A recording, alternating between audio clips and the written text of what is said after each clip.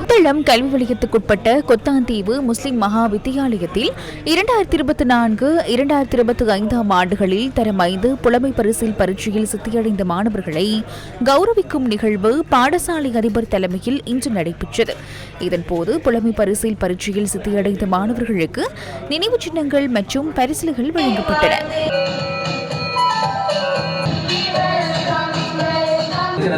நினைவு சின்னம் கொண்டிருக்கிறது.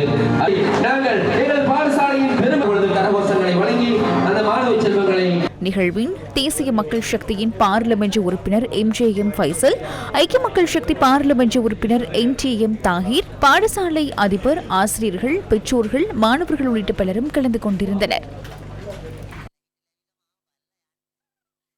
ஆனால் இன்று இந்த தேசிய மக்கள் சக்தி அரசாங்கம் புதிய ஒரு கல்வி திட்டத்தை கொண்டு வந்து பிள்ளைகளுக்காக இலகுவான ஒரு கல்வி திட்டத்தை கொண்டு வரதுக்கான எல்லா ஏற்பாடுகளையும் செய்திருக்கிறது. இன்று எதிர்கட்சியில் இருந்து கத்திக் கொண்டிருக்கிறார்கள். 4வது மனிதனாக இந்த கல்வி சீர்திருத்தம் பிழையின் இன்ஷா அல்லாஹ் இந்த கல்வி சீர்திருத்தம் நிச்சயமாக இந்த நாட்டு மக்கள், நலன் விரும்பிகள், புத்திசாலிகள், கல்விமான்கள் எல்லாம் சிறந்த ஒரு கல்வி திட்டம் என்று கூறியிருக்கிறார்கள்.